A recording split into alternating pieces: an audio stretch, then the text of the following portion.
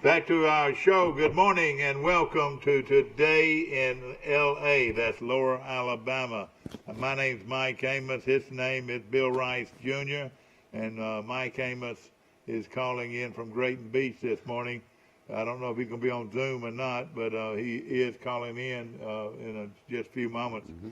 Got a lot to talk about. Alabama, Auburn, boy, jump out of the frying pan into the fire. Yeah. Or is it jump out of the fire into the frying pan? Either way. Either way, yeah. You got Alabama playing host to Texas A&M this weekend, and the Georgia Bulldogs are just sitting there waiting for those Tigers to come to town. That's the South's oldest rivalry. That's Alabama, right. Auburn versus Georgia. Georgia's got a very slim lead. I like Auburn in this one. Auburn played a good Kentucky team and was pulling away at the end, and Georgia didn't look near as good as we thought they would look. Well, and one thing, is Mike going to be on Zoom, or do we know? Okay, here comes Steve Camp, ladies and gentlemen, and asked him if he had a good weekend. He said, I always have a good weekend, just like the Premier Dodge, Chrysler, Jeep, and Ram trucks will beat anybody's deal. Steve Camp will beat anybody's cable television right here in Troy, Alabama.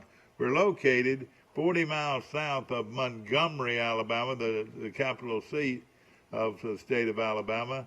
And you drive down Highway 231 and you start driving up a hill. It gets steeper and steeper and steeper. And you're in Trojan Terrace if you stayed on old 231. You're halfway between Montgomery and Troy when you pass Sykes and Kahn. My mom wrote a funny column once that said, "Have we passed Sykes and Kahn yet?" That's right. What a great place that is. So many people get on that highway and they just zone out. And we've all driven it so many times. Ladies and gentlemen, if you're a Troy University fan, you're a little sad this morning because we got shocked. I shouldn't use that kind of language. Got whipped in our trip to BYU, losing 48-7, and they were on the goal line and decided they'd be nice and not score right at the end. Good morning. You're on Today in L.A. You're talking to Mike Amos Sr. and Bill Rice Jr. Hi, morning. Well, I did realize this, ladies and gentlemen, that the sun will come up in the morning, that Jesus does not care who wins football games, or Chan Gailey'd win every one of them, wouldn't he, Mike? Mm-hmm. Good point. Yeah, I would say that the Troy football fan base is pretty disappointed. But when it's all said and done, I guess on to the next. You know, if you go back and you beat your rival South Alabama this weekend, hopefully things will get back on a better track. But I tell you what, it's going to be hard to get these players to hopefully play a little better than they played. Yeah. Well, I'll use one sentence. I'll use one sentence, Mike. 19 yards rushing. That's one sentence what happened. Yeah. We could not run the football. And we talked about all our We talked about you had to be balanced, and boy, that nose tackle whipped us like a yard dog, Mike. I'm telling you, he was one of the best nose tackles I've seen since Glover of Nebraska. And people that go back that far, hey, but you know what? Glover weighed probably 220, 225. This guy weighed 320 or 325, and he just licked his chops, man. And those Southern boys coming in there to play them out here at Provo, Utah. Mm-hmm. Provo, Utah, it was not a very good place. But I'll tell you this, Mike, the same thing happened to us a few years back when we went to Montana. I don't know if we need, and we don't have a whole lot of success when we play Boise. I think we need to just stop playing that bunch. I can't believe that we got to host this bunch now in 4 years. In 4 years or next year? Well, no, it's in 3 or 4 years, I think. Isn't that right, Mike? I think 2026. 2026, the BYU comes to town. We got to figure a way to. Well, it won't be these guys, thank goodness. we gotta figure a way to pump some heat in here. I don't know if I've ever seen Troy manhandled on both sides of the ball. That was kind of reminded me when we went to Nebraska, and it was after we played them the first time, but we went back over there and got beat 56-0, and couldn't even score. That game kind of reminded me of that. I mean, they just basically manhandled us at the line of scrimmage. Well, now I'm trying to think back. I think I was disappointed just like everybody else, but at the same time, I feel like we were out of their league. I mean, I just physically, we just got our brains beat out. I just hate to say that, but I'll say this: didn't our defense up front play a little bit better as the game went on? Well, I mean, they stopped. We stopped them twice on downs, didn't we? On fourth down. Yeah. And I feel like the turning point of the whole game, I mean, I think we would have got blown out anyway, but, they muffed the punt. The Troy goes for it on 4th and 1 from about the 11, 12-yard line, basically gives up a sure field goal. We run B.J. Smith, who's 200 pounds, instead of Charles Strong. And I don't even believe Strong even played, did he? I don't even believe he even played, did he? Yeah, I don't even know. Sometimes you don't know because of COVID-19, like who all makes trips. Yeah. Well, this guy weighs. I don't know if it was a issue with that or if they just didn't play him. Exactly. But he looked pretty good against Middle Tennessee State. Yeah, the nose guard just was a premium player. Now I'm not just talking big, strong, and fast. I kept saying on this show, and I know there's people laughing at me this morning. I said speed kills. Well, it killed, and they outran us too. No, they were faster than we were. I didn't think they were going to be faster than we were, but they sure played faster than we did. The secondary reverted to form from last year. Wide open receivers, then they couldn't tackle. Man, they missed so many open field tackles. They didn't tackle well. In fact, the sad thing about it, this is probably more people saw this game nationally than any game in our history.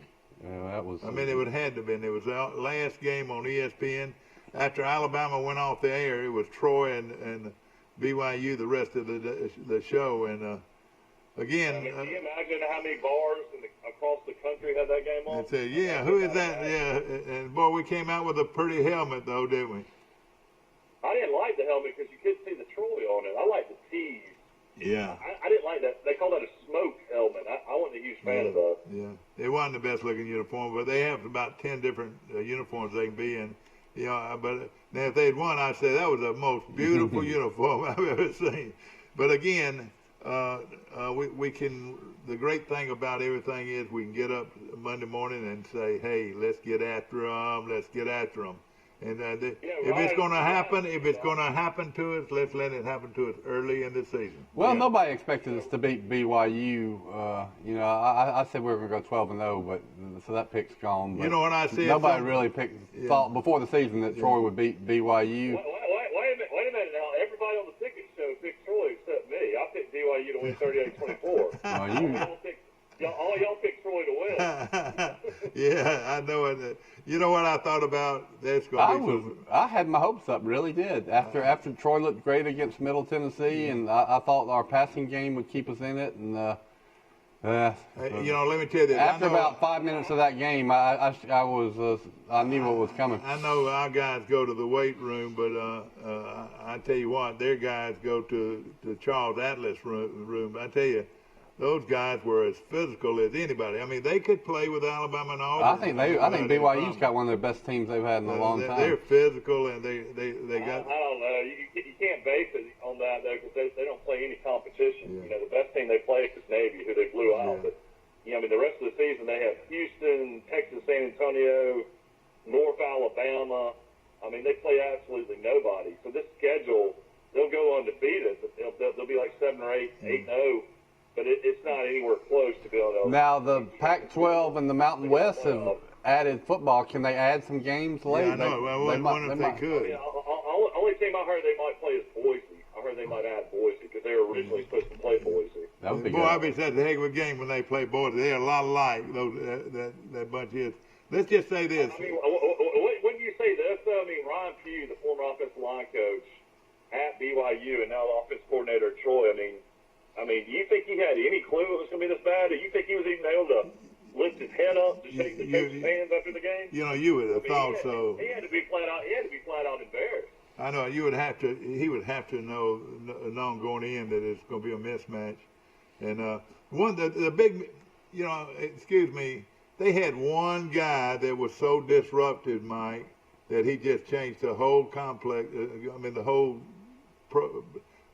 took the run away from us. That big nose guard, he was so dominant. They took the run away from us. 19 yards rushing. The week before, we looked like world beaters, and we just looked inept, as far as they made us look that way. Middle Tennessee went for 2, got beat 39-37 by Texas San Antonio on Friday night. And Middle Tennessee State's quarterback threw for 380 yards. Oh gosh! In that game. Golly, what a difference a day will make. And that Texas San Antonio team, pretty good team too. Yeah, they beat Texas State. Then Texas State out of the Sun Belt had Boston College had them beat. At Chestnut Hill beat, and they came back and kicked the field goal and won the game. But that's what we got to look at today. We got to look at that Troy's schedule and figure out where the wins are going to come from the rest of the season. And let me tell you this, and I challenge, the coaching staff and the team. I challenge them, but I'll tell you right now, there's not a team on our schedule that can legitimately. What I'm saying, very legitimately, they can play with Troy. And I hate to say that. At the same time, I probably didn't look at it close enough. Eastern Kentucky should be a one-double-A school. Well, don't be talking like that about my team there, Mike. Hey, listen, I'm going to try my best to get a ticket and go to that game this weekend. But though, if I do, I'm gonna miss some good football on TV, aren't I? Was this one of the worst weekends for Troy sports in a long time? Charles Henderson gets blown out 30-0. Pike Liberal Arts gets blown out. Pike Liberal Arts, Tommy Garrett. I told y'all to be careful about Tommy Garrett. He's a guy that grew up right here in town, and his daddy was a legendary coach at Central Phoenix City. They named the stadium after him, and he just like on the golf course. He'd come in there and he'd be sitting over there watching TV or reading the paper. And when they all went out there, they'd say, well, I'll take him, and him. And then Garrett would probably say, who's going to take me? Well, whoever took Garrett every weekend got beat. Won. I mean, he's one of the best golfers I've ever been around when it just comes to scrambling around a golf course. And but Chambers is a 2A school, correct? They're not even. Yeah, that's right. They're not even a 3A. They haven't lost in forever. Well, when y'all told me that, I kind of said, I want to say they've gone 20-something games. But I thought Pike Liberal Arts, being the bigger school with all these transfers from all these schools, would have enough, but nope. Well, and of course, you start playing like. If you start playing a team that thinks they can win like that, doesn't know much about losing, they're hard to beat. And Tauga Academy, the team that's been so good the last few years, has lost 3 in a row. Really? So, and of course, that's the same guy that used to coach at Edgewood. How many do we think that LSU's going to lose? What do we think about LSU and Mississippi State? And again, I've been calling it all week. Mike, I've been telling you all summer long that they weren't going to be as good because they didn't have a what? A lot. Quarterback. Dang, I knew that guy wasn't any good. And he did. He wasn't very good. I hate to say it. They're going to have to come up with a quarterback. And I'll tell you something else, too. People are going to laugh at me. That Missouri team was not as bad as they looked. They were physical on defense. Yeah. I don't know if you noticed that. I think that quarterback will be all right, too. But if they go with that second-string quarterback. Oh, you think the so? Guy that came in. You like the quarterback? His numbers were pretty good, yeah. I didn't like him at all. But the guy that I did like is the guy that came in late. They couldn't catch the football. He'd throw it in their hands. They couldn't catch it. I bet he's going to end up being a quarterback. How about Drinkowitz scored with no time left? Boy, he wanted to make everybody naturally think that game was a lot closer. And when it finishes 38-19, it looks that way. I read that 35-3 at one time. You're right. He was kicking field goals when he should have gone for touchdowns. Isn't that right? Well, he brought in Bryce Young too early. He should have brought Bryce Young in with about 7 minutes left. I read an article from an AL.com writer, John Talty, who I usually like. He said that was classless, and why is the Missouri coach using all those timeouts trying to score at the end of the game? And my rebuttal was, buddy, the game's 60 minutes. You play until the end of the game, and your team wants to have more points. Alabama kicked a late field goal. I mean, Alabama was up 5 touchdowns, and they kicked the field goal late. I mean, let me tell you this. Those final scores are for posterity, and I think it does matter if it looks like you got blown out or if it was a competitive game. Let me tell you this. Under his breath, Saban was saying, oh, God, there's going to be a lot of people upset with me. We did not win the money. We did not win the money. And, hey. They had already lost the money. When it was 38-13, they had already lost the money. The line was 30. I know it. I realize that, yeah. But Alabama looked good. Let me tell you this, Mike, and I apologize. Okay. I apologize. Hey, Jones Mike can take us to the promised land. What did I keep telling you? I was right about one thing.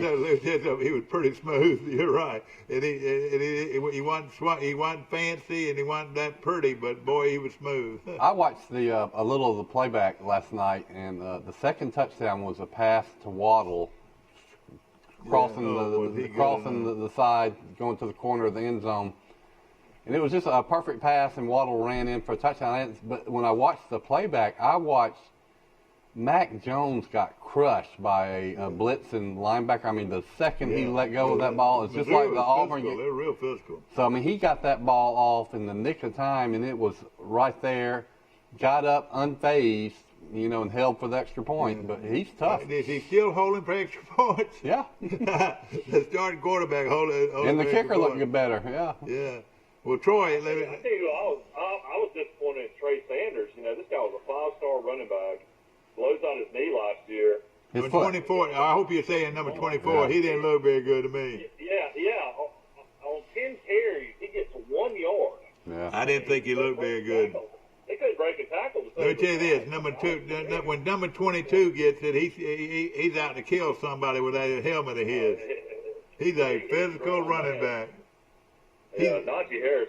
Mike, he is the perfect pro running back, one that will just play with just all kinds. He turned on the switch about halfway through last year. Or wouldn't y'all say about 2/3 of the way? He said, "I'm going to start running physical." Let me tell you what. Give me a running back like the Green Bay Packers running back. Give me a guy like that refuses to go down. I love a back that refuses to go down. I didn't see the final. Did Green Bay beat New Orleans? Oh yeah, they beat them. Let me tell you this. You can talk about it now. Let me tell you something. This guy at Seattle is awfully good. But give me Aaron Rodgers when it counts, man. He is a good football player. Who won the Seattle-Dallas game? Seattle. And it's because a guy threw 5 touchdown passes. You see Florida's quarterback threw 6 touchdowns.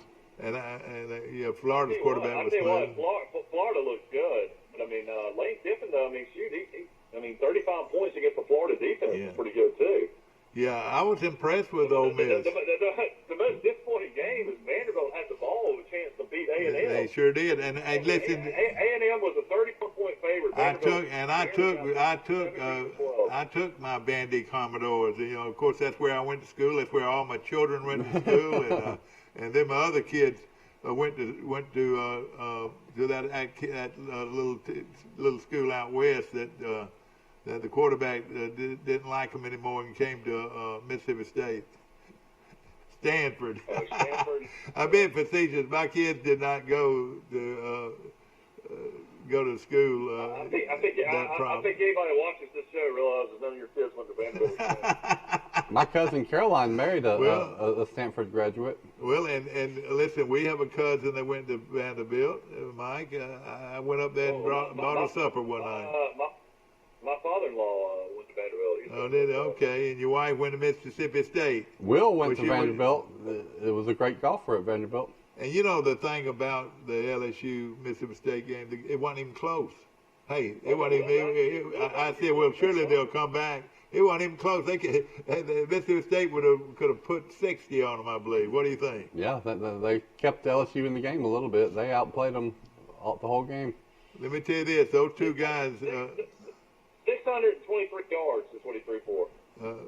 He beat the SEC passing record in his first game by 75 yards. Was he any good when he was at Stanford? Well, surely he was good when he was at Stanford, wasn't he?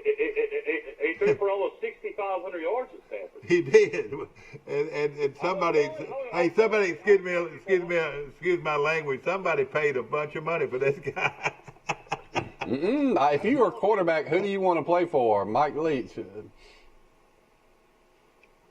I'm being using that word facetious again, but let me tell you something. There had to be some money somewhere, because why would he leave one of the fanciest schools in America to come to Mississippi State? Because he wants to lead the nation in passing. Yeah, and he's going to do it. Yeah, they didn't run the right offense at Stanford. Yeah. Well, look at the guy that started at Troy. He's getting ready to hold the clipboard at University of Alabama, and he goes and plays for Leach, and he's a sensation, and now starting in the NFL. Well, let me just say this about our quarterback at Troy.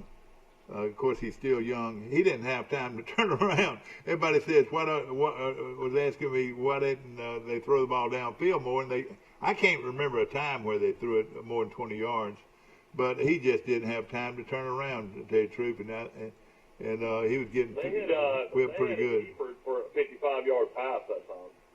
What now? Eford called the pass. Yeah, that's right. Eford called the pass and went 55 yards. But he ran with it. It wasn't that longer pass, was it? It was about a 20-yard pass. That was the only one I remember too. They also called back a 25-yard touchdown. That was and I hated that, and that was golly, you could call that. I mean, all he did was pick him up and slam him. He pinned him. And and the thing about it, and let me tell you, that was a freshman that did that. I want to say it was number 55. And I thought, let me tell you this: you could have called if you're gonna call something on him, you could call on him every play because that's the way all of them block, Yeah, these refs they want to throw a flag. Yeah. I wish they would just let people play. And I tell you, the only automatic thing should be if they grab their jersey and keep them from running. That's when they ought to call pass interference. But it was a great weekend if you love football, no question about it. And it all started with Auburn, and I thought they looked awfully good, especially defensively. Kentucky had their chances to win the ball game. They had some plays go against them. I mean, Auburn runs back a pick six for 100 yards, but then again, Kentucky was that close to scoring. But they called that one back, and that was a terrible call. Terrible call. Now, why don't they have an instant replay on that? I mean, without any doubt, he had his helmet between, in front of the guy. It was a perfect tackle. And that guy might have been able to. It was a good block. That guy might have been able to make the tackle. And he took a 101-yard touchdown away from Auburn. But 101 yards. Auburn has got some weapons. Bo Nix looks better. That Seth Williams from Tuscaloosa looks like a future first-round pick, without a doubt. He looks like a man. Running game at Auburn, still don't see it. Defense looked all right. But I think Kentucky has a good team. So that was a solid, good win for Auburn. Of course, another thing that jumps out at me about Troy is, and everybody needs this, Alabama can get away with it because they got such good running backs, but it really helps if your quarterback's mobile, if he's able to get out of trouble and can make things happen with his feet. And that's kind of quarterback you need, is somebody can throw it, but also somebody that can run it if he needs to, That kills Alabama's defense with quarterbacks pull the ball down and run, and Alabama's going to be playing somebody this week that can do it. You're exactly right. And if you'll think about it, it's no defense that is prepared to stop a quarterback from running the football. Burrow killed not only Alabama, but a lot of teams last year were just pulling the ball down and getting 9 yards when he had to. Yeah. Now, this backup quarterback at Alabama, Mike, I thought he was, I liked the way he was real smooth. And he could, Alabama can win with that guy, I think. He's pretty good. Don't you think? I think so, yeah. The issue with Young was, he took that hit, he fumbled. That drive got stalled. I mean, he did lead Alabama down to kick a field goal. You know, I didn't see that. I must have been taking a restroom break. How did he fumble the ball? I don't remember that. Well, he got sacked and hit, fumbled. Okay. But you know, he led Alabama to a field goal drive. Riker, the kid out of Hoover, who got hurt last year. Everybody forgot Alabama lost their kicker last year. He got injured. Ended up kicking about I don't know, what was that, a 40-yard field goal, Bill? Mm-hmm. Yeah, he's the difference maker. Yeah. The sad. He looked really good throwing the ball a couple times. Of course, he made some mistakes. That was his first live action, but I thought like Saban and Alabama should have got up in the 40s before they put him in, and maybe played him the last 7 minutes instead of playing him, I think, 2 minutes into the third quarter and then all the four. So they gave him a lot of playing time. Well, you know, that you look at it though, Michael. That's not going to be a lot in the past. When you played all these lower tier schools, you had several games where you could play a backup quarterback for 2 quarters or a quarter and a half. Alabama's not going to have many games this year where they can do that. And this kid, they're thinking, how do we keep this kid in the program?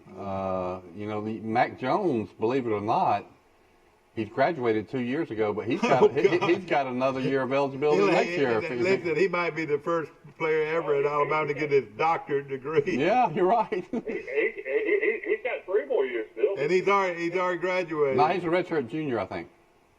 No, I'm just saying, I mean, he could play this year, and he can come back and play next year and the next year. Oh, yeah, because everybody gets an extra year, right? Yeah. I was talking everybody gets extra year.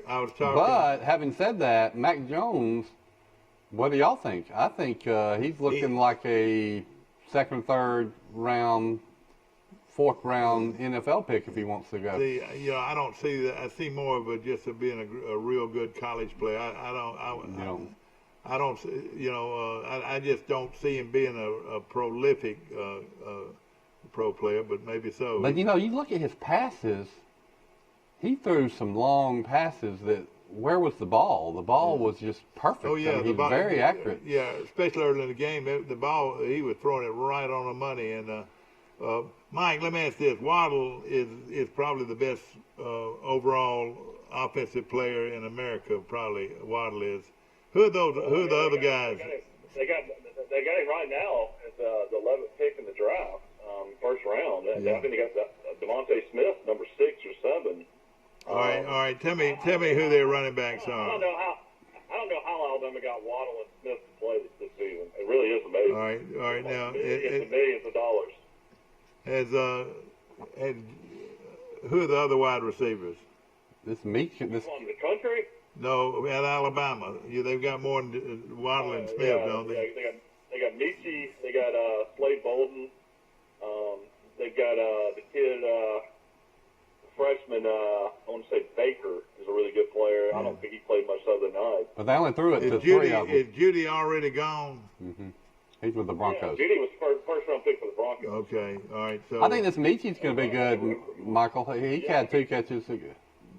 But you're right. The only true. You know, Alabama let a guy go named Terrell Shavers to Mississippi State. They just let him transfer out. They usually don't do stuff like this.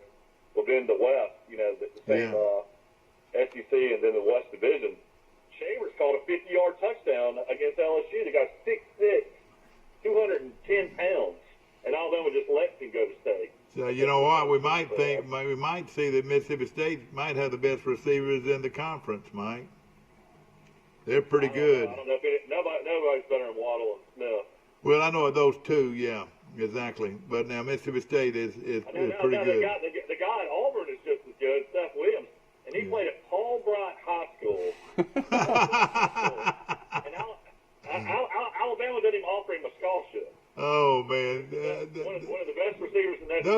Don't you love to see somebody have milk thrown in their face? Yeah, they're not. Man, oh man! They're not as bright as you can't measure the size of a young man's heart. Understand that, ladies and gentlemen. We'll be back to more of Today in LA after this. The 72-hour program car sale is happening now. Low mileage lease turn-ins, extra clean rental cars, save up to 50% off original MSRP. Plus, over 30 vehicles priced under $15,000 and 120 to choose from. We are overstocked with Ford, Chevy, Nissan, Hyundai, Toyota, and more. The 72-hour program car sale only at Premier Chrysler Dodge Jeep Ram. Shop us in person or online at PremierTroy.com. Nobody beats a Premier deal. Nobody. Our history is woven with the stories of those we serve. At Max, we've been a good community partner for 65 years. Max is dedicated to providing dependable financial services and to supporting our communities. We volunteer our time and share our resources. As a credit union, we've returned millions of dollars back to our members, local nonprofits, and small businesses. Max is honored to be a part of your story. We look forward to serving you for years to come.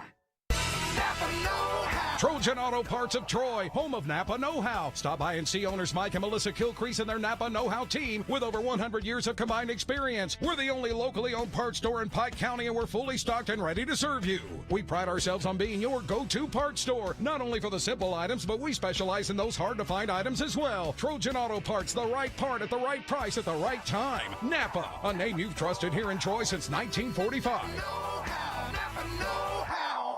Troy Cable Security Wi-Fi doorbell camera allows you to answer the door from your smartphone when you are at home, at work, or on the go. When a visitor presses the button, Troy Cable Security sends a live video feed to your smartphone so you can see, hear, and speak to the person at your door. With the doorbell camera, you can have your porch light turn on automatically when it detects motion at night to create the appearance that someone is at home. You can view video clips so you can always know who stopped by when you are out. Troy Cable Security. You love them, protect them. Play Saturday.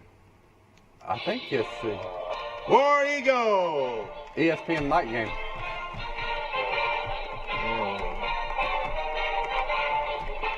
The Auburn Tigers, ladies and gentlemen, were victorious this weekend over Kentucky. Now they've got to get ready to travel to Georgia. It's Auburn and Georgia on primetime television, 6:30 kickoff on ESPN this Saturday night. So the Auburn Tigers will find out exactly how good they are going up against those dogs from Georgia. What do you think? This is a straight, I can't think of two teams that's a bigger match than these two. They're straight up with each other. Don't you agree? Yeah, I bet Georgia will be about a... Georgia's an 8-point favorite. No way. I was going to say about way. 3. So jump on Auburn. Serious? Me and call Las Vegas, ladies and gentlemen, and tape the guys in the orange and blue. How about Alabama's only 13 against A&M? And they're playing in Tuscaloosa. Let me tell you this. 13 points. Yeah. Ladies and gentlemen, when you watch our show, you're going to learn something. I mean, you're going to learn something, and this is something you're going to learn. There's not but how many towns in the United States of America are named Tuscaloosa? Rice, do you know? I'm going to say 1. How about you, Mike? Do you know? I believe Tuscaloosa is. There's only one. How many towns in the United States are named Tuscaloosa? And they're right, 1. That's good That's trivia. Tuscaloosa, Alabama. How many Troys are there? A lot of Troys, a lot of Troys. I think there's about 5 or 6 Troys. And there's a lot of Auburn, New York, a lot of Auburns out there too. Auburn, Washington. Yeah, exactly. But 1 Tuscaloosa, Alabama, and that's the home of the Crimson Tide of Alabama, and they get ready to host Texas A&M. You know, I felt like going in, and I've told y'all, I really believe that that A&M coach is the most overrated coach in America, and he proved it again. What do you think? Unless they were just putting all their attention on Alabama and just completely didn't do any prep for Vanderbilt. But yeah. Well, they had 3 turnovers, I heard, as well. That's What Vanderbilt did? No, Texas A&M. No, Okay, A&M did. yeah, they did. Yeah, they left some points off. Well, one thing about the Do you want to do a recap for the weekend? yeah, that'd be fun. Okay, I'll pull up everything. Here it is, ladies and gentlemen. Mike Amos calling from Grayton Beach, Florida, where he knows everything. He knows everything. Well, Georgia's an 8-point favorite, and they got quarterback issues. Although the guy that came in looked pretty good. All right. I've never heard of him. All right, Rice. Let me tell you something else that I noticed this weekend. How many teams out there have stayed with their traditional uniform? I mean, they haven't changed. They haven't done anything to their helmet. Mm-hmm. They haven't done anything to their jerseys, and haven't done anything to their pants. Name the schools that have Alabama stayed and with, Auburn. Alabama and Auburn have stayed with their traditional uniform. Oklahoma, if you noticed, did y'all see that? They were ugly. They changed up their uniform. They right. changed up their uniform. Where's tradition at Oklahoma? And they get beat by Kansas State. That's right. Oh, this is the team that didn't they put them in the playoffs last year? Yeah. But you remember how hard I lobbied for? Remember when Alabama got beat by LSU, and all the talking heads were saying, "Well, Alabama's out of it," and I said, "They're out of it over who? You know, Utah, Oklahoma. They're better than those teams." Now, of course, Alabama got beat by Auburn, so it was moot. But Oklahoma is not that good. Yeah. That's two straight years Kansas State has beat Oklahoma. That game was 28-7, and Kansas State came all the way back, and they had 5 to 6 players that didn't even play because of COVID-19. Yeah. Oh Can't man, Won. that's amazing. But we were talking about traditional uniforms, and of course Stanford is another one that has traditional uniforms. Southern Cal has not gone away from their Notre Dame, Notre Dame hadn't gone away, and also Penn State, the same thing. Michigan, Ohio State. The traditional powers stick with their uniform. And y'all listen, ladies and gentlemen, Ohio State, Penn State, Nebraska, they haven't even kicked off yet. We've got a lot of football left. There's no question about it. Florida State looked really good this weekend. Oh, boy. Yeah, out of all the programs in the country, they're the ones that have disappointed me more than anybody. Florida State is not even competitive anymore. What would Burt Reynolds think? I had a buddy call me and he said, "Man, the line's gone up to 12." And I said, "I would take Miami." They know something, huh? He was worried about it. It started at 10 and went up to 12, and I said, "I think I would take Miami over Florida State." I know a lot of you like to see this old man that can hardly talk shut up, but I've told you guys all this time that, hey, you win with a quarterback, and what does Miami have now that they hadn't had in the last 4 or 5 years? I agree. Is a quarterback. And that guy was good You last give year. anybody a good quarterback, they got a chance to beat you. Don't you agree? Yeah, and that kid's gotten better. He was always explosive and exciting, but he looks a lot better this year. And something Here's a recap of the weekend. Okay, here we go by Mike Amos. All right, go ahead. Texas San Antonio. Well, we want to mention UAB blew out South Alabama on Thursday night. And buddy, they were impressive. They were impressive. UAB has got a quarterback for a couple sure more do. years. Boy, oh boy, they ought to be glad that guy got hurt. I hate to say that but now they've got a real quarterback. Mm-hmm. Middle Tennessee State got to begin. UT San Antonio won 37-35. Middle Tennessee went for 2 and didn't make it. Best game of the day, Louisiana Lafayette was trailing with 54 seconds left, 18-17 to Georgia Southern. They drive the field, kick a 54-yard field goal with no time left, and beat Georgia Southern 20-18. God. And they've done that all year, haven't they? Yeah. Yeah, great Sun Belt game there. Of course, Kansas State came back and beat Oklahoma 38-35. I picked this game. Pittsburgh held on and beat Louisville 23-20. I had that one. Auburn looked really good against Kentucky, even though Kentucky had horrible turnovers, 29-13. UCF continues to blow out people, 51-28 over ECU, Eastern Carolina. You had Florida beating Ole Miss 51-35. Syracuse gets their first win. They beat Georgia Tech 37-20. App State beat Campbell 52-21. Liberty and Hugh Freeze. Hugh Freeze is definitely going to get a big-time job again. He beat Florida International 36-34. They're undefeated. Iowa State bounces back and beats TCU at TCU 37-34. Tell me what happened in that game. Somebody told me that game went to the last play. What happened in the TCU game? I guess there was a game-winning field goal at 37. Yeah, and they said it was the last play of the game, and and they would have, if they would have kicked the what That was the Iowa State team that got thumped by Lafayette. That they didn't have to kick the extra point, something like that. It was a field goal or whatever, and I knew that would be a close game because TCU is always going to be competitive, no question. And this is a shocking score at Southern Miss. Tulane went 66-24. Boy, that's Southern Miss has already fired their coach, or he resigned. So Southern Miss is going to have a rough season. Another game of the day, I watched a lot of this back and forth. Texas wins in overtime, 63-56. Now you talking about not being able to sleep. They were an 18-point favorite and barely beat Texas Tech. They were down by 15 with 3 minutes left, and somehow came back and won the game. They scored and then got a onside kick. And Mike, I tell you, a lot of people complaining at West Virginia already. They go to Oklahoma State and lose 27-13. I didn't even think they were very competitive, to tell you the truth. What do you think? Oklahoma State pretty much dominated the whole game. I tell you what, West Virginia misses Big Tony already. Yeah, no question. Mike, I tell you, a team that looked pretty good and that was supposed to be good this year is Virginia Tech. They won big over North Carolina State. That's a team to watch a little bit, Virginia Tech. Yeah, we'll finish out these final scores. Surprising here, UTEP, who had only beaten two 1AA schools, blows out La Monroe at La Monroe. La Monroe must be awful. They look bad, 31-6. Army plays tough against Cincinnati, loses 24-10. Mississippi State upsets LSU 44-34. Virginia blows out Duke 38-20. They're pretty good. Georgia, who was trailing at the half and in the third quarter, comes all the way back to their third-string quarterback and wins 37-10 against Arkansas. Now, who is their third-string quarterback? A guy named Bennett. Well, is that the coach's son?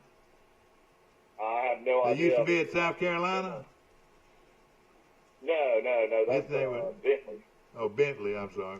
He's at Oklahoma. Then you have Texas State, almost the shocker of the day. 21-point underdogs go on the road and barely get beat by Boston College 24-21.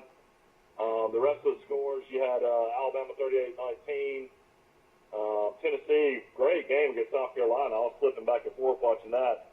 They hold on 31-27 to beat South Carolina. Texas A&M survives against Vandy 17-12. Miami wins 52-10. Baylor first win against Kansas 47-14.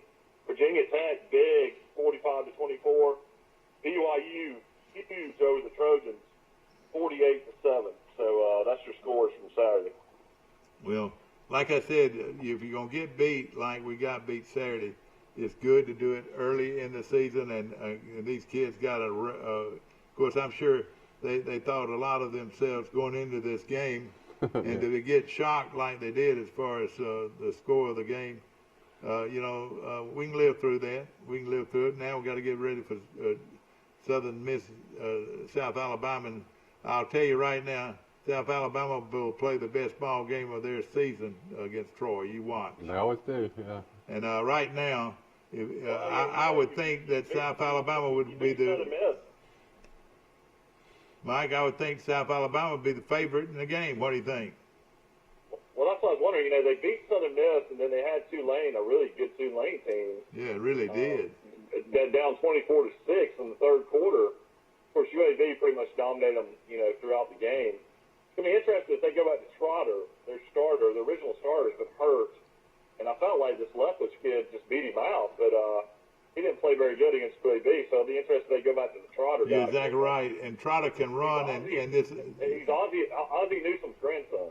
Yeah, I tell you what, and he can run too. That's exactly what they're going to do. You watch. They're going to have an entirely different type of offense.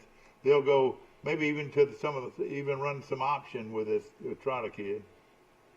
Well, I mean, a lot of people say Campbell's job's on the line. Went 2 Oh yeah, that's no question. Yeah. Or 3-9 his first year, 2-10 last year. He loses to Troy at home. He'll be 1-3. A lot of people don't think he'll make it through the season.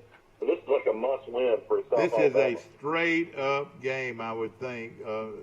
Maybe South Alabama might be a 2 or 3 point favorite. That's the way I look at it. I don't know if the lines are out in Vegas. I'll look and see on that game. I'll check it out. Of course, you might. If Chip Lindsey loses this game, though, in his first 15 games, he would be 6-9. Yeah. So that's not a good start to your head coaching career. Let's just say this: they had no answer to the BYU game. I thought up front. Now I mentioned this earlier in the show. I thought they played better up front.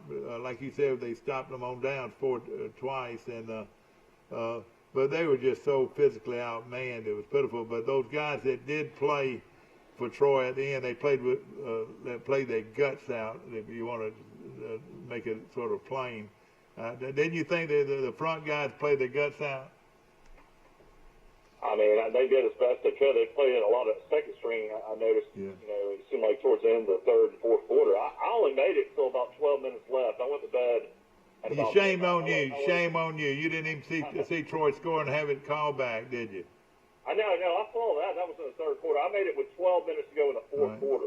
All right, now Troy. Did y'all make it the whole game? Oh yeah. No, at halftime, I did. it was embarrassing, and I said I can't bear to watch. I knew that they were getting ready to put the hammer down. Personally what, Mike, and then you also think, well, the only chance Troy has is if you quit watching. You know, that's helped me before. Well, what I did, I was very close knit to my guys. I was with them all the way.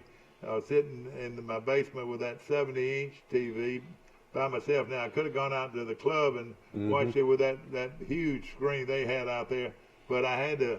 Hey, when Troy plays, it's a serious business. I don't want to hear anything but what I want to hear. I'll tell you where I love to listen to Troy. The commentators were horrible. I know, but let me tell you what I did. I turned those commentators off, and this is where I like to watch a Troy game, with Troy's broadcast crew. And watching the game on TV. Was it synced up? Using them as the voice, and that's where I watched it. I would like to do that, but usually the sound is behind the action, or vice versa. All right, well, let me tell you. It's usually a delay. That's what I like. Let me tell you this: that you get to see it played sort of twice. The radio is going to be a one play ahead, but I like it that way. Then they say, well, he just gained 4 or 5 yards, but he fought for every yard. Well, what I'm gonna be able to watch in a second is that guy playing his guts out, fighting hard for the team. Interesting, during the telecast, Bill, they said that BYU handles COVID cases differently than other schools, that they only make their players sit out for 10 days. And they also had a bunch of COVID issues where they said a bunch of starters were not going to play. And then throughout the game, they kept on saying, oh, well, so-and-so wasn't supposed to play. He is playing. So I guess our information was wrong. You know, could Troy possibly play in BYU, have COVID cases, and now have to sit out a few games? You never know. It hadn't happened yet. Yeah. It's a big question of actually whether the virus can be spread outside, period. I've been struck by watching all the fans, and you watch some games and everybody's masked up, and then you watch other games and 2/3 of the crowd doesn't have a mask on. Mike, I will say. How about Alabama coaches had masks on? It looked like fishnet. Unbelievable. Did you see that? Yeah, I like it. Yeah. They're coming out with all of them. The bands now have a mask that have a little hole there where they can put the instrument in the mouth. I didn't see. Mike Leach might have had a mask over his nose and mouth for about 1 minute the whole game. Yeah. He'll be fine for sure. Let me tell you something about this game that I noticed right off the bat, and coaches and people that know a little football out there might agree with me. Most every pass they threw was play action, Mike. They stuck it in that back crawl every time, and then he'd pull it out and throw. Have you ever seen so many passes like that? Well, the quarterback had a cannon, the Wilson kid. I know it, but he very rarely dropped straight back. Everything was, what did I say? Play action. Play action. Did you notice that? No. Well, it's unusual, but what he did, by doing that, he kept the linebackers in. The linebackers couldn't drop because the first move he makes is to look like he's fixing to hand it to the running back, and he pulls it out and has all day long to throw because it's a stalemate up front. I'd like to see the average yard per carry they had. They averaged at least 7 or 8 yards a carry. And one other thing, Coach, and I know y'all are watching, you're taking notes. The whole staff is watching and they're taking notes this morning. But another thing, if you got a 235-pound running back that you can run against a pro, bigger than most pro defensive fronts, take that 235-pounder that's a transfer from Texas A&M and run him about 15 to 20 times, or try to set up some kind of run. The key to the whole ball game was we were totally one-dimensional. We rushed for 19 yards in the entire game. I watched one series. And all they had to do was play 8 in the box. Did you notice that? Did you watch that one series in the first half? Troy went -5 yards first down, -6 yards second down, -5 yards third down. They went backwards, and they got a first down going in reverse. And let me tell you. Dad, this will make you feel better, though. Troy held them under 700 yards of total offense. They only had 676. Oh, just 676, yeah, exactly.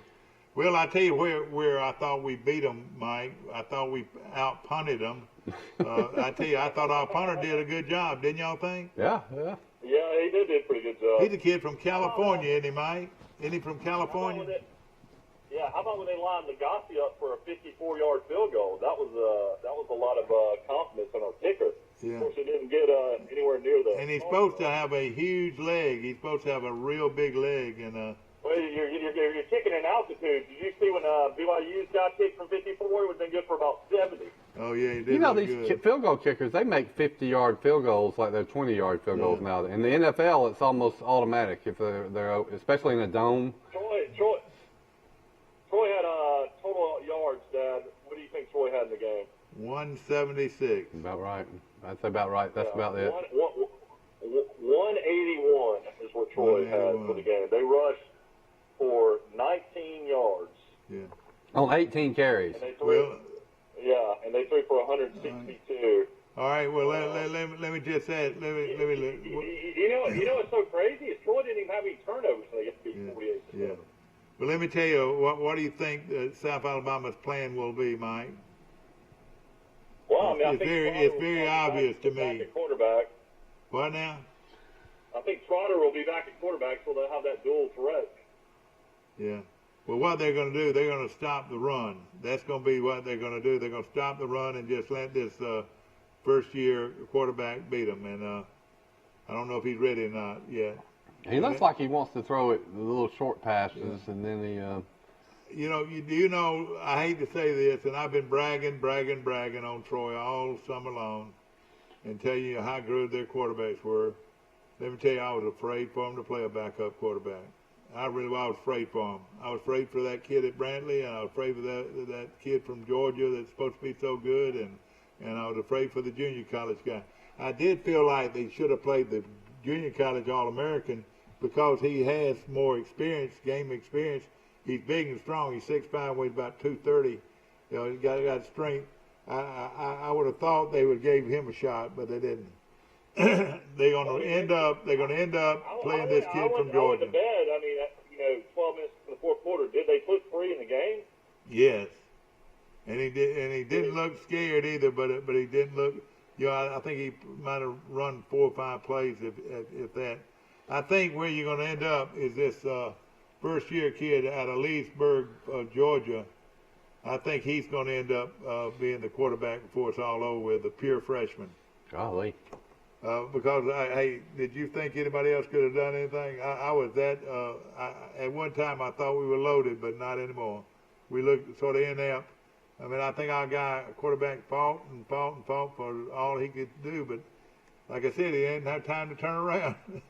I tell you, everything he threw was like a dart. He was throwing those 10 and 15 yarders like a baseball. Do we got anybody that can run when they have to? That's the key. Most teams, if they get a little pressure, they got somebody that. Even Bryce Young for Alabama, you saw him run a couple of times and pick up 7 or 8 yards. That's the key. We're having. If you got protection issues, it would help to have a mobile quarterback. Here's BYU's schedule the rest of the way. They've got Louisiana Tech coming to Provo. Boy, they're in trouble. You better call the dogs off right now. That game will be another 9 o'clock or 8 o'clock kick on ESPN2. that, they play the University of Texas San Antonio. Their only chance to maybe get beat is at Houston. They'll play at Houston on October the 16th. Then Texas State's pretty good. They'll play Texas State at BYU. And then the University of North Alabama in Florence, Alabama, got to play them. Ladies and gentlemen, they might score 80 on them. What do you think? And then they're going to play Western Kentucky after that at home. And then their last game of the season is, wow, they go almost 3 weeks before they play North Alabama to finish the season. Surely they'll be able to add a game or two with all those. North Alabama needs to cancel that game if they want to keep their guys healthy. I mean, these guys will break your neck. I'm telling you, those guys were physical. Did y'all know how they? How North Alabama goes in there and plays them tough, and everybody thinks North Alabama's better than Troy. Might be. Oh gosh, I hope people don't compare us like that. Hopefully, this was just a game that Troy didn't play well in, and they're going to turn around and do well this week. But I tell you what, they're going to have their hands full, and it's going to be a great game. But if you rush for under 100 yards in this game against South Alabama, you're going to lose. Well, you know, if you get embarrassed on national TV and then you lose to your rival South Alabama, who hadn't done that great this year, that's the whole season is suddenly I'll repeat gone that south one in more a hurry. time. If you rush for less than 100 yards, you're going to lose the football game. Because that means that. What about this? You don't see this much anymore, Dad. I mean, does Troy try to put in a wildcat? You know, Exactly, they got so many good running backs. You know, maybe that's what they do to replace having a dual threat quarterback. And I love this little kid from Georgia, but he is small. He looked like a little bitty guy out there. Did you notice how compared to all the other players, how small he was? What guy from Georgia are you talking about? No, the kid that led the team from Atlanta to the state championship. Oh, he's just short. Yeah, that's 5'8", right. 215 pounds. Vidal. Did he weigh 215? Yeah. I didn't know he was that big. But hopefully we just ran into a very good football team. And I really believe that. I believe this team can play with Alabama and Auburn. I believe they're that good. They can't play with Alabama and Auburn. You don't think so? No. I think they're pretty good. Alabama and Auburn against BYU, the line, Alabama would be in the 20s. Auburn would be at least 14 or 15. But I tell you, there's just no way. There's no way athlete they can hold up with Auburn and Alabama. I don't know. They're pretty good. They're pretty strong. You know, up front, that's where you can't base it on who they played it. I know it, but my teams to play the big boys, you got to be strong up front. Wouldn't you say that BYU was strong up front? They beat Tennessee at Tennessee last year. I know, too. on defense, don't you think that BYU would be strong up front against Alabama and Auburn? I think it's the best BYU team I've seen in a while. Yeah. You notice who the coach, the quarterback's tutor was, did you? Did y'all notice that? Drew Brees. He and the quarterback are real good friends. From BYU? And he goes to their camp or something like. I read that. And it showed pictures of him. You know, everybody loved Drew Brees. But let me tell you this. Let me tell you what. Hey, other than maybe the quarterback at Seattle, the best quarterback in the world is Cool Drew Brees? No, not Brees. Not Brees. Aaron Rodgers. Aaron Rodgers is a great quarterback. He can chunk it. And let me tell you this, too. Go ahead.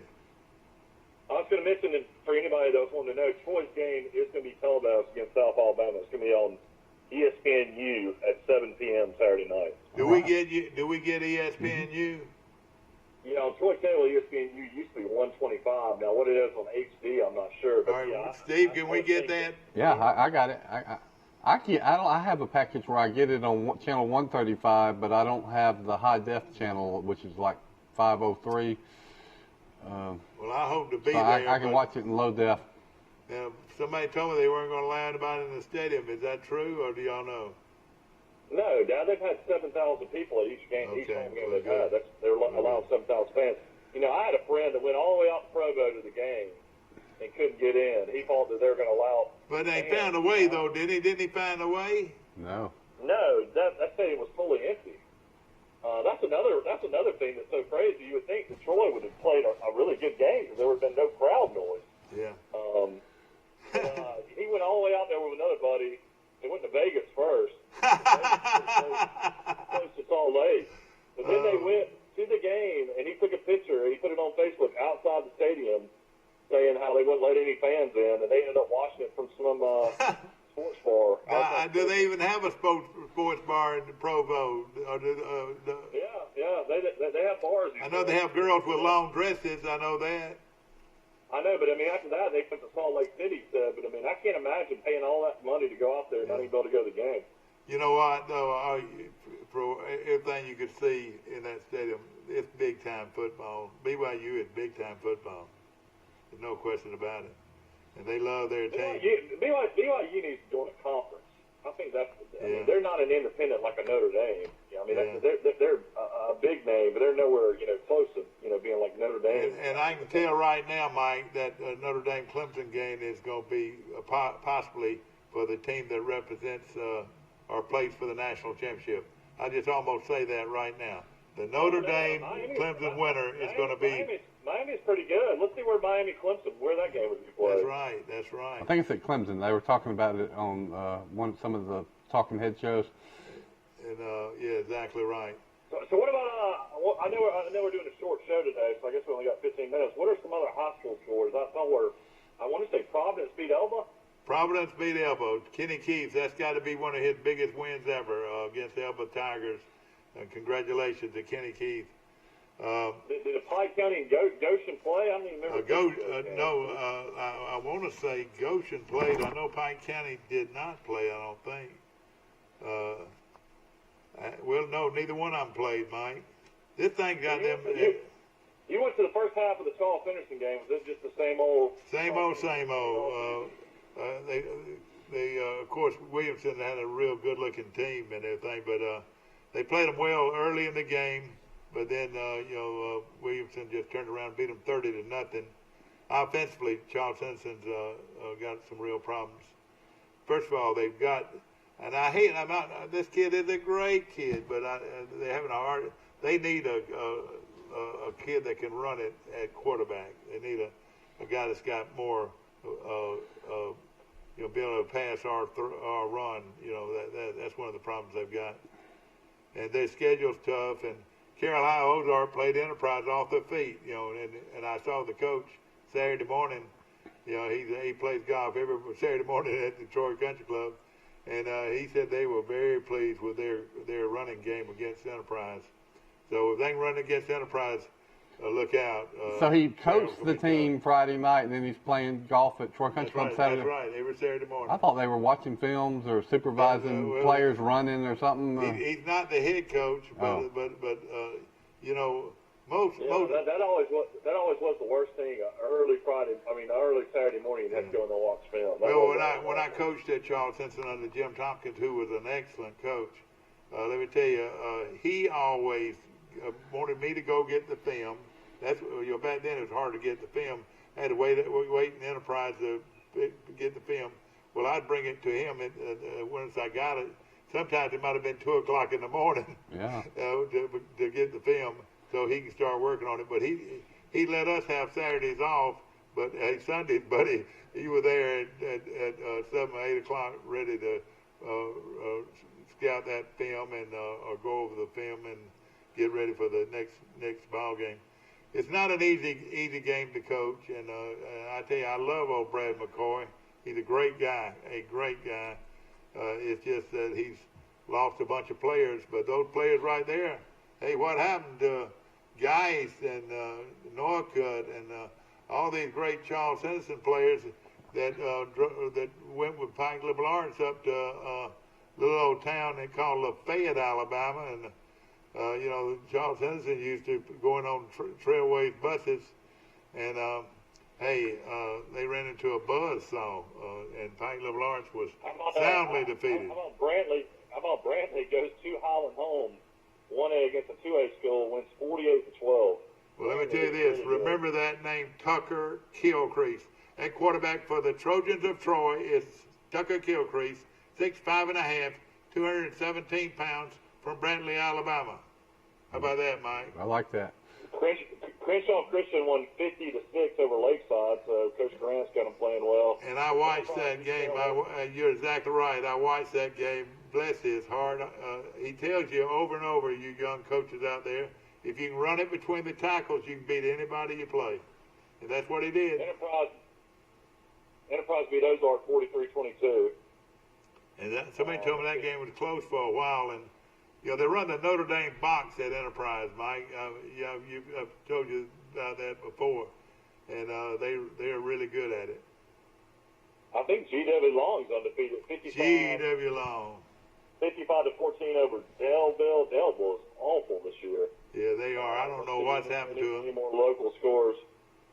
Well, I will say this about Long High School of Skipperville. You know, they're located 6 or 7 miles from Carroll High School. You know, in Skipperville, Alabama. They're located about 6 or 7 miles. Wouldn't that be a heck of a game if Long or Skipperville would play Carroll out of Ozark? Wouldn't that be unbelievable? Mm-hmm. And Buddy Long would play with them, too, because they're good. They're really good. Providence Christian beat Alba 27-20, so that was a good game. Yeah. Zion Chapel got blown out again, 56-12 by Sampson. Slocum beat Arrington.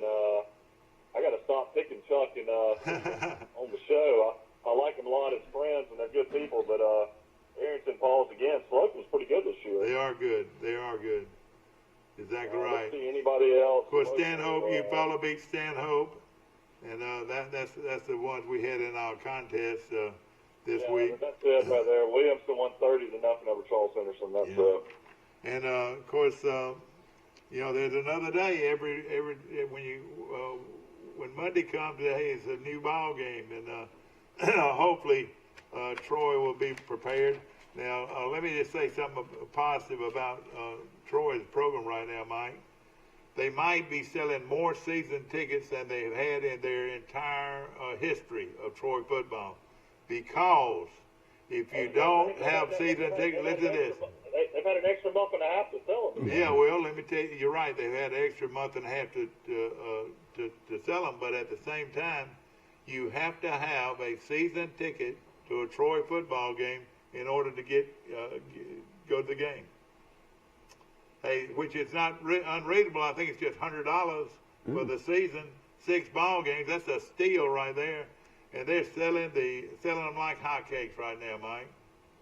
But that's the only way you can go to the game, and it's not a bad deal.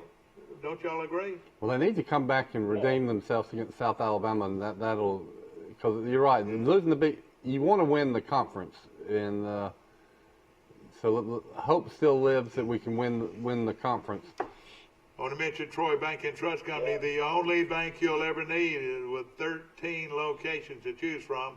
And, of course, Pike County Bank is now, our First National Bank of Brundage is now Troy Bank and Trust Company, the only bank you'll ever need. Also, Premier Dodge, Chrysler, Jeep, and Ram trucks on the bypass right here in Troy. And, boy, they're dealing like they've never dealt before. This is their 3rd anniversary, and we appreciate them. Jeans Flowers, hey, they can ship flowers anywhere or gift packages anywhere in this country through Jeans Flowers on South Brundage Street right here in Troy. And, boy, everybody talks about these cinnamon rolls. You go by Dolce and Pastry. They have wonderful cinnamon rolls today. Okay, we're going to take a short break. We'll be right back. This is it in a minute, about 7 minutes, Mike. The 72-hour program car sale is happening now. Low mileage lease turn-ins, extra clean rental cars, save up to 50% off original MSRP, plus over 30 vehicles priced under $15,000 and 120 to choose from. We are overstocked with Ford, Chevy, Nissan, Hyundai, Toyota, and more. The 72-hour program car sale only at Premier Chrysler Dodge Jeep Ram. Shop us in person or online at PremierTroy.com. Nobody beats a Premier deal. Nobody. Our history is woven with the stories of those we serve. At Max, we've been a good community partner for 65 years. Max is dedicated to providing dependable financial services and to supporting our communities. We volunteer our time and share our resources. As a credit union, we've returned millions of dollars back to our members, local nonprofits, and small businesses. Max is honored to be a part of your story. We look forward to serving you for years to come. Trojan Auto Parts of Troy, home of Napa know-how. Stop by and see owners Mike and Melissa Kilcrease and their Napa know-how team with over 100 years of combined experience. We're the only locally owned parts store in Pike County, and we're fully stocked and ready to serve you. We pride ourselves on being your go-to parts store, not only for the simple items, but we specialize in those hard-to-find items as well. Trojan Auto Parts, the right part at the right price at the right time. Napa, a name you've trusted here in Troy since 1945. Troy Cable Security Wi-Fi doorbell camera allows you to answer the door from your smartphone when you are at home, at work, or on the go. When a visitor presses the button, Troy Cable Security sends a live video feed to your smartphone so you can see, hear, and speak to the person at your door. With the doorbell camera, you can have your porch light turn on automatically when it detects motion at night to create the appearance that someone is at home. You can view video clips so you can always know who stopped by when you are out. Troy Cable Security. You love them, protect them. Another one. And back to our show, ladies and gentlemen, brought to you by Goldfingers. Let me tell you this: you want a delicious lunch today or supper tonight? Go by Goldfingers. That food is outstanding. Town and Country Flooring. We appreciate Scott and Atlanta. When it comes to flooring, nobody can beat that bunch. They're great people. Circle Insurance in Ozark. Sam Judah, a good buddy. We've got a game tonight, ladies and gentlemen, that you want to see. It's the defending national world champion Kansas City Chiefs against the Ravens of Baltimore. They got the great quarterback. Both of them have the great quarterbacks. It's going to be a great Monday night football. Mm-hmm. Yeah, that So will. that's something to really look forward to. You got Baltimore. Baltimore's a 3.5-point favorite at home, over under 54. A lot of Alabama players play for Baltimore. You got Bobby Humphrey's son. Exactly right. Mark Ingram. You got a lot of them. I was looking at the papers today, and real good coverage in the Montgomery and the Dothan paper. Let me tell you, this college football schedule is exciting. I'm telling you what. How many people? The second game of the season, you end up playing somebody like Texas A&M and somebody like Auburn and Georgia. You don't get any better than that. Yeah. I tell you what, Georgia's got to find an answer at quarterback. You know, they said that J.T. Daniels has not been cleared, so that means the Newman kid really left Georgia on his own. I know it, yeah. You know, he was the starter, and he was going to be a 5th to 6th round pick, according to the NFL. I mean, that's shocking news now that this guy flat out just left. Yeah. I thought he got beat out, but definitely that seems like that's not the case. No, he just left. Let me tell you something. Auburn's got Georgia, Arkansas, South Carolina, Ole Miss, LSU, Mississippi State, Tennessee, Alabama, and A&M. Boy, that's a heck of a schedule right there. Don't you agree? In fact, Alabama and Auburn both are playing the toughest schedules. Did y'all watch that Auburn game, though? I mean, that was obviously a touchdown by Kentucky on the goal line. Yeah, what happened there? When they reviewed it, they claimed that he didn't score, even though they marked it to one. The commentators couldn't believe it. And then on that next play, you know, he throws he follows a pick six going 105 yards for a touchdown. Yeah. Auburn got called for targeting. That was a bad call. Oh, yeah, that was a bad call. If Kentucky doesn't turn the ball over 3 times, that's a really right close there. game. That's a touchdown or less game. I was impressed with Kentucky. I thought they were pretty physical. Mike has got the Auburn schedule in front of me. Look at this. If Auburn can get by Georgia, next they play Arkansas. That's a win. Then they play South Carolina. That's a win. Then they play Ole Miss. That's a win. Then they host LSU. That's a win. Then they play at Mississippi State. That's probably a win, though. Then they play at Tennessee. That's probably a win. That's going to be at Auburn. Tennessee game's at Auburn. And Auburn. If Auburn wins this week, there is a good chance they can run the table and be undefeated going into Tuscaloosa. It's going to be a lot of fun to watch. And, of course, quickly on... Bo Nix is going to be scary good by the time the season. Auburn should be if they can win this game, they should be the favorite in every game going into Tuscaloosa. Mike, thank you so much. Stay tuned for the Jeffrey Bennett Show and Wiley Sanders Truck Lines in Troy, Alabama. Ladies and gentlemen, we appreciate you watching our show on Facebook across the country, across the world.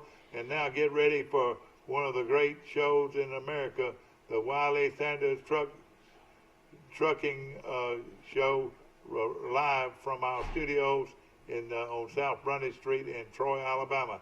Have a great day, and go Trojans as we get ready for big football week.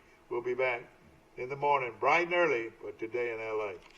Troy Cable Security Wi-Fi doorbell camera allows you to answer the door from your smartphone when you are at home, at work, or on the go. When a visitor presses the button, Troy Cable Security sends a live video feed to your smartphone so you can see, hear, and speak to the person at your door. With the doorbell camera, you can have your porch light turn on automatically when it detects motion at night to create the appearance that someone is at home. You can view video clips so you can always know who stopped by when you are out. Troy Cable Security. You love them, protect them.